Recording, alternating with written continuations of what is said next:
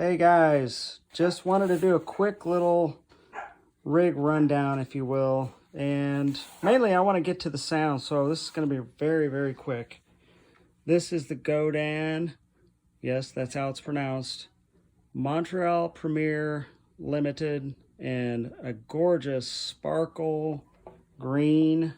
Can't see the sparkle, but trust me, it is there. It's a shimmer and it's beautiful.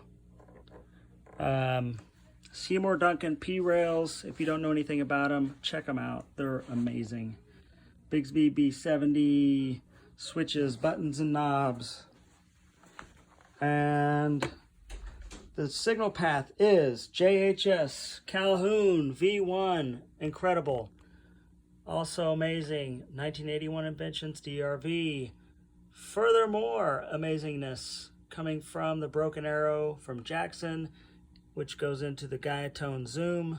This is a limited reissue, hand-wired, and it's been modded with an original LM, what is it, 708 or something.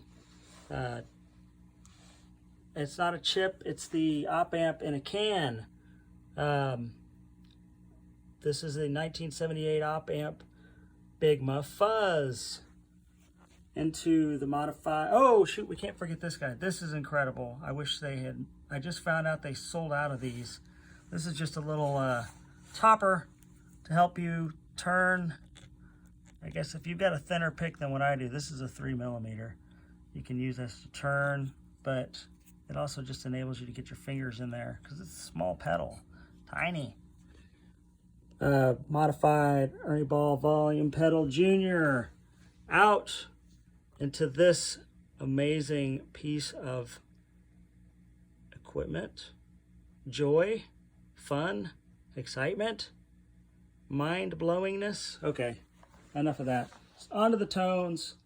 Thanks to this 1987, I want to say, mid to late 80s Carvin X-Amp X60, 60 watts, 6L6 power. Think Mesa Boogie MK3, not necessarily Fender Twin, although I think this amp could give a Twin a run for its money because of this reverb circuit. It's beautiful. Hammond designed it. Carvin got the rights to put it in their amp.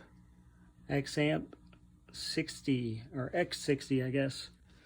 Very rare, very hard to find. FS36 amp switcher. So we've got all kinds of fun options on this amp.